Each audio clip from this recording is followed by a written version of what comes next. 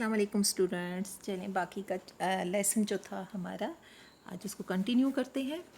تو ہم نے پہلے پڑھا تھا کہ حضرت عثمان رضی اللہ تعالیٰ عنہ کو شہید کر دیا گیا۔ پھر آتا ہے بیعت رضوان۔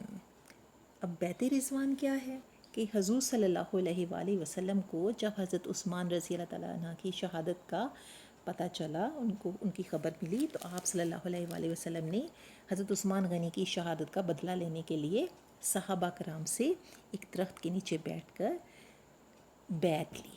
اب بیعت کیا ہوتا ہے؟ یعنی کسی سے یہ وفاداری کا یہ حلف لینا کہ آپ ان کے وفادار رہیں گے اور جو بھی حکم ان کو دیا جائے گا اس پر عمل کریں گے۔ تو آپ نے صحابہ کرام سے حضرت عثمان غنی کی شہادت کا بدلہ لینے کے لیے بیعت لی۔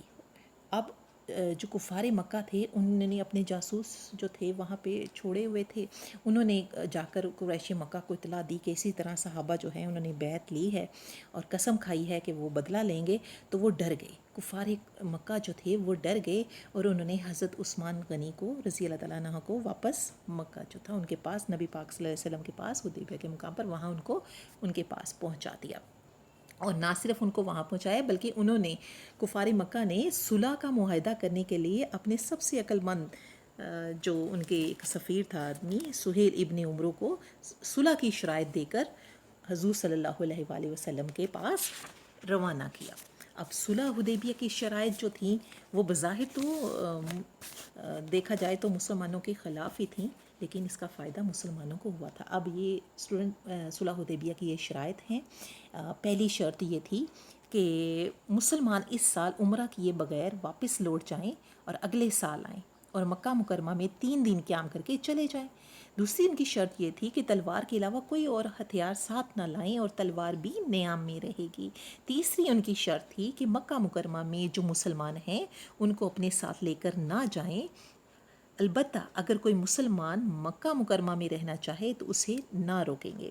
اور چوتھی ان کی شرط تھی کہ اگر کوئی کافر مسلمان ہو کر مدینہ منورہ جائے گا تو اسے واپس کرنا ہوگا، البتہ اگر کوئی مسلمان مرتد ہو کر مکہ مکرمہ آیا تو اسے واپس نہ کیا جائے گا۔ اور پانچویں شرط تھی کہ عرب قبیلے جو ہیں وہ مسلمان یا قریش میں سے جس کے ساتھ چاہیں معاہدہ کر سکتے ہیں اور وہ آزاد ہیں۔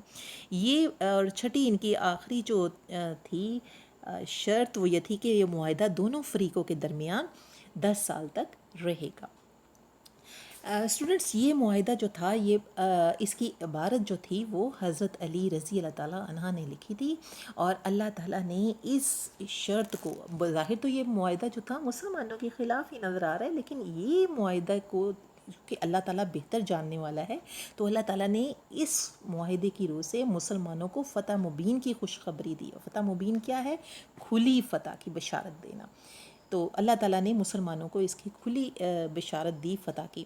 تو مسلمانوں نے اس کے نتیجے میں جو ان کو وقت ملا تو نبی کریم صلی اللہ علیہ وآلہ وسلم نے اس معاہدے کو دیکھتے ہوئے آپ صلی اللہ علیہ وسلم جو تھے وہ ظاہرہ پھر اس سال انہوں نے عمرہ نہیں کیا، واپس لوٹ گئے، اور اس عرصے میں آپ صلی اللہ علیہ وآلہ وسلم نے عرب کے جو قبائل تھے ارد گرد کے ان کے حکمرانوں کو خطوط لکھے اور ان کو اسلام کی دعوت دی، اور اگلے 2 سالوں میں یعنی تقریباً 8 ہجری میں مسلمانوں نے تقریباً 10,000 لشکر کے ساتھ بغیر خون کا ایک قطرہ بہائے مکہ مکرمہ کو فتح کر لیا۔ اور یہ وہ خوشخبری تھی، یہ وہ فتح مبین تھی جس کی بشارت اللہ تعالیٰ نے مسلمانوں کو دی تھی۔ تو اسٹوڈنٹس، یہ امید ہے آپ کو لیسن سارا سمجھ آ گیا ہوگا۔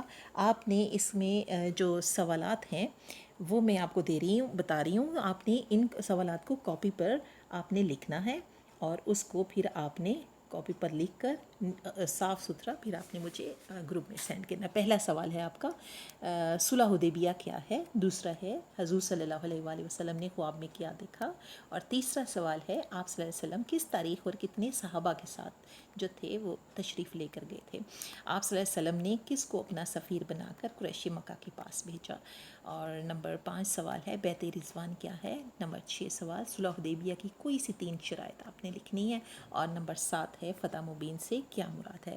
آپ نے یہ مختصر سوالات کاپی پہ کرنے ہیں، اور اس کے علاوہ سوال نمبر 2، 3 اور 4 جو ہے یہ اپنی کتاب پر کر کے یہ آپ نے مجھے گروپ میں سینڈ کرنے ہیں. امید ہے آپ کو لیسن بہت اچھے سے سمجھ آ گیا ہوگا. انشاءاللہ نیکسٹ لیکچر تک کے لیے اللہ حافظ.